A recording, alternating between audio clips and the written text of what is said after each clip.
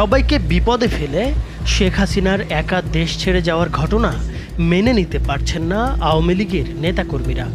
প্রয়াত স্বৈরশাসক এইচ.এম. এরশাদের মতো শেখ হাসিনাকেও কারাবরণ করানোর পক্ষে ছিলেন অনেকেই।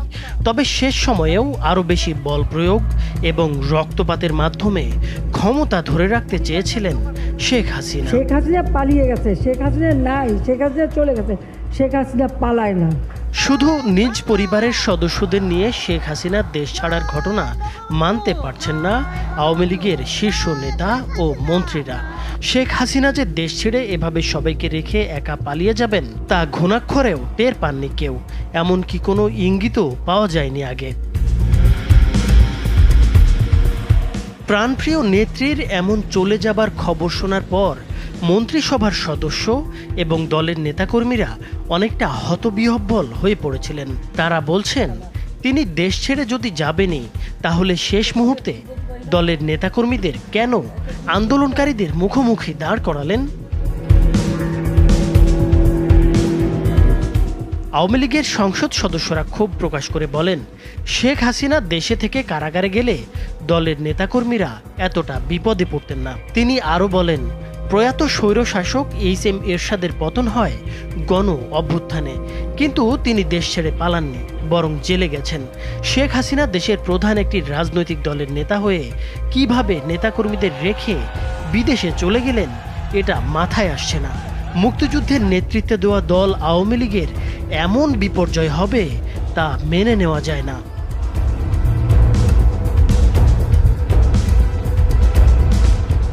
তবে শেষ সময়েও অতিরিক্ত বল প্রয়োগ এবং আরও বেশি রক্তপাতের মাধ্যমে ক্ষমতা ধরে রাখতে চেয়েছিলেন শেখ হাসিনা। পালিয়ে যাবার আগে গতকাল সকাল 10:30 থেকে প্রায় 1 ঘন্টা রাষ্ট্রীয় বিভিন্ন বাহিনীর শীর্ষ কর্মকর্তাদের চাপ দিচ্ছিলেন তিনি। পরিস্থিতি যে একেবারেই নিয়ন্ত্রণের বাইরে সেটি তিনি কিছুতেই মানতে চাচ্ছিলেন না। নিরাপত্তা বাহিনী কেন পরিস্থিতি সামাল দিতে পারছে না সেটার জন্য ক্ষোভ প্রকাশ করেন তিনি। শিক্ষার্থীরা আইনশৃঙ্খলা রক্ষাকারী বাহিনীর সাজোয়া যানে উঠে লাল রং দিয়ে দিচ্ছেন, এমনকি সামরিক যানে পর্যন্ত উঠে পড়ছেন। তারপরও কেন আইনশৃঙ্খলা বাহিনী কঠোর হচ্ছে না সেটা নিয়েও ক্ষোভ প্রকাশ করেন তিনি। এছাড়া বিশ্বাস করে এই কর্মকর্তাদের শীর্ষ পদে বসিয়েছেন সেটাও তিনি উল্লেখ করেন। এক পর্যায়ে শেখ হাসিনা পুলিশের আইজিপিকে দেখিয়ে বলেন, তারা তো ভালো করছে। তখন আইজিপি জানান, পরিস্থিতি যে পর্যায়ে গেছে তাতে পুলিশের পক্ষেও আর বেশি সময় এরকম কঠোর অবস্থান ধরে রাখা সম্ভব হবে না।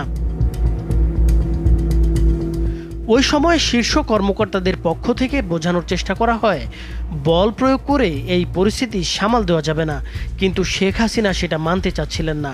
তখন কর্মকর্তারা শেখ রেহেনার সঙ্গে আরেক কক্ষে আলোচনা করেন। তাকে পরিস্থিতি জানিয়ে শেখ হাসিনাকে বোঝাতে অনুরোধ করেন। শেখ রেহেনা এরপর বড় বোন শেখ হাসিনার সঙ্গে আলোচনা করেন, কিন্তু তিনি ক্ষমতা ধরে রাখতে অনড় থাকেন। এক পর্যায়ে বিদেশে থাকা সজীব ওয়াজেদ জয়ের সঙ্গেও ফোনে কথা বলেন একজন শীর্ষ কর্মকর্তা। এরপর জয় তার মায়ের সঙ্গে কথা বলেন। তারপর শেখ হাসিনা পদত্যাগে রাজি হন। তিনি তখন একটা ভাষণ রেকর্ড করতে চান জাতির উদ্দেশ্যে প্রচারের জন্য। ততক্ষণে গোয়েন্দা তথ্য আসে যে বিপুল সংখ্যক ছাত্র জনতা শাহবাগ ও উত্তরা থেকে গণভবন অভিমুখে রওনা হয়েছে। দূরত্ব বিবেচনায় মাত্র 45 মিনিটের মধ্যেই শাহবাগ থেকে গণভবনে আন্দোলনকারীরা চলে আসতে পারে বলে অনুমান করা হয়। ভাষণ রেকর্ড করতে দিলে গণভবন থেকে বের হওয়ার সময় নাও পাওয়া যেতে পারে। এই বিবেচনায় শেখ হাসিনাকে ভাষণ রেকর্ডের সময় না দিয়ে 45 মিনিট সময় বেঁধে দেওয়া হয়। এরপর ছোট বোন রেহেনাকে নিয়ে তেজগাঁওয়ের পুরনো বিমানবন্দর হেলিপ্যাডে আসেন শেখ হাসিনা। সেখানে তাদের কয়েকটি লাগেজ ওঠানো হয়। তারপর তারা বঙ্গভবনে যান।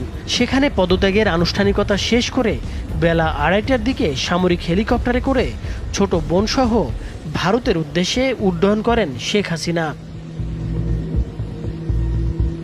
এর মাধ্যমে 1.5 দশকের স্বৈরশাসনের পতন ঘটিয়ে নতুন ইতিহাস গড়ল বাংলাদেশের তরুণ সমাজ। নাইমুর হোসেন,